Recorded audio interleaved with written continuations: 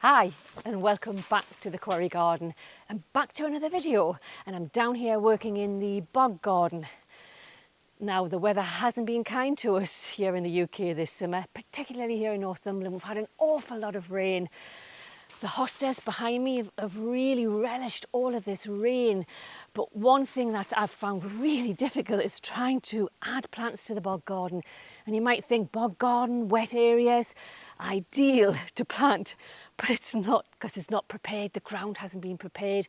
You've got to remember this is an old sandstone quarry. The ground is very compact and I do need to take now an awful lot of stone, and it's flooded in quite a few areas. But why don't I take you in and you can actually see what it looks like so far. So the biggest battle that I've had this year with weeds, annual weeds, because of all the rainfall that we've had over the last couple of months. So I've now resolved to add in tarpaulins over big sections of the bog garden where I can actually plant up, hopefully in the autumn time this year. But what has done well so far with what I planted earlier in the springtime are these Carex grasses, and these are Everillo, and they've just grown huge. So they've really loved the conditions down here, as do the giant Himalayan cowslip. That is a beautiful Primula which flowers all summer long, and I've got more of these to add this year, and I'll give you some plant details on those in the moment. But for now, I'm going to go back up to the white garden and I'm going to dig out some hostas to bring down here.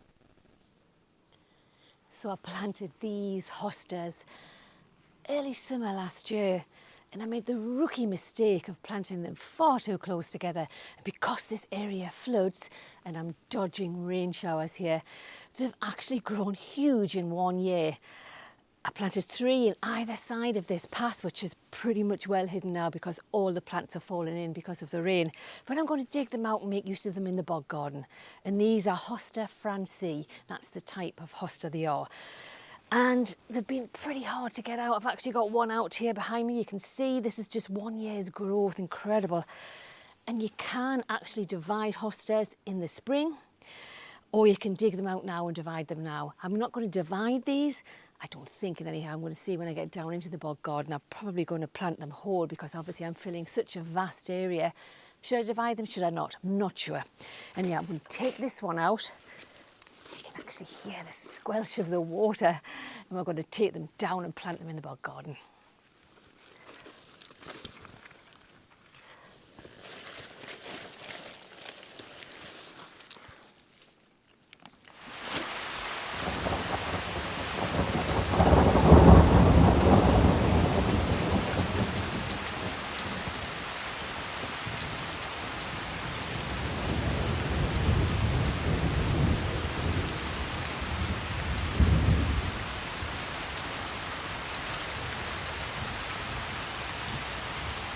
So it's a few days later. I've had several days of rain.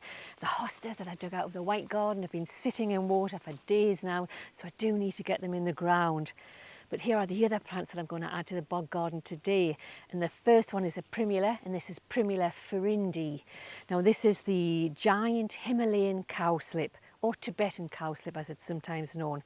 And this is probably one of the tallest Primulas that you can actually grow. And I've grown them for the first time this year, and they thrive in very wet soils. So far so good. Now they're very tall, 3 to 4 feet in height, anything from 1 metre to 1.5 meters. Lovely tall, strong flower stems, and they have yellow bell-shaped flowers, and they're very fragrant. And I hadn't noticed that when I first planted them earlier in the year. They have a very long flowering season, and what I like about these is the late flowering, not like your average Primulas that do tend to be more spring flowering. These ones start flowering, well for me they started in July and they're still going strong, and we're heading into September. Each plant has about 12 flower stems, and they just keep producing more and more as the season goes on. So I'm really happy with this particular one. I think it's a good choice. Apparently you can get an orange hybrid, and I'm trying to get some seeds of those to actually grow for next year. Haven't managed to get my hands on them as yet. Apparently also they are deer and rabbit resistant. Now I can only think because rabbits and deers maybe don't like to plodge through the wet soil. Don't know about that. We'll soon know next season whether they actually survive the winter. But they are well known to survive the winter wet. So that's one concern that I don't have. Now the second Primula, again they all have the same conditions, more or less growing conditions. Partial to full sun, like very moist to wet soils. This one here is a Bullleyana. Now I can actually show you it, but obviously there's no flowers because this is an earlier flowering one. Late spring, this one. Now this one is, and I've got the plant label here, it's a candelabra Primula, which is pretty much like the other Primulas that I grow in the white garden where they have whirls of flowers. Probably have 5 or 6 separate flowers on each flower stem. Again, same conditions as the Florindae. Moist soil, wet conditions will easily come through the winter wet, which is good for me in the bog garden. Deer, rabbit resistant. Height-wise, a lot smaller. This one will probably only go to about a foot. I think you can see that there. That's the height of the flower stem there. Probably about a foot in flower height. Maybe a little bit more depending on how many whirls of flowers that you actually have. This one's had 3 on, and this one's had 2 on the right there. All of the Primulas today spread very easily, self-seed very easily, particularly if you're growing them in wet conditions.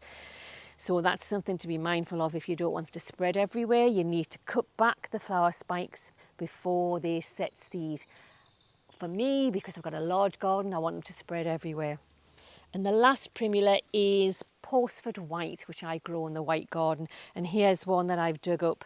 And you can actually see it's a very small rosette of leaves. It's had a flower spike on it. And that's how it's actually come out of the ground, with no soil attached to it, just the actual root and the rosette of the leaves, and just nothing complicated about splitting and digging up these types of Primulas. Pop that in the ground and it will grow, believe you me. As long as you give it constant moisture, wet ground, it will grow. Lastly, I'm going to add, apart from the hostas of course, I'm going to add these Everillo Carex grasses. Now these are young starter plants, and I'm going to plant them on the other side to the path where the ones are that I planted earlier in the spring. These won't bulk up now till next year. Should in my climate stay evergreen if we have quite a mildish winter. And that's it. So let's get on and plant them.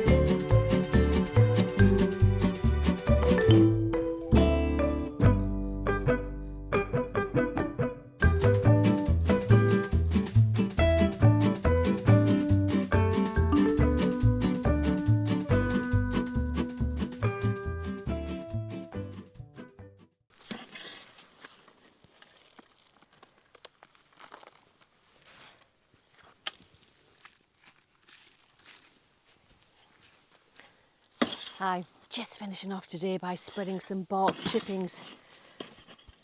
I think the most important thing for me now in this garden to keep the weeds down is every time that I plant up a new area that I actually mulch immediately afterwards. I didn't do that when I planted these hostas earlier in the year, and I've had to go through and weed quite a bit, and I want to try and reduce that over time. It's less work for me. But let me turn you around, turn the camera out and show you what I've done today. So all of this section are plants that I dug out of the white garden. Got 2 Hosta Francee, 1 Hosta Patriot, and then I dug up quite a lot of Primula Postford white seedlings, and that's what this little drift is here, and I'm going to add more behind the hostas too. Then moving around up the path, I managed to plant all of the grasses that I actually had, and also the other Primulas, the Florindae Primula and also the Bullleyana Primula. And I've got a few more to plant, but I've now got to the point where I need to actually turn over more of the ground and add some good compost in there to get the plants off to a really good start. But that's as far as I'm going to go today. Next time I'm looking at trying a very small pond down here in the Bog Garden. I'll tell you about that in the next episode.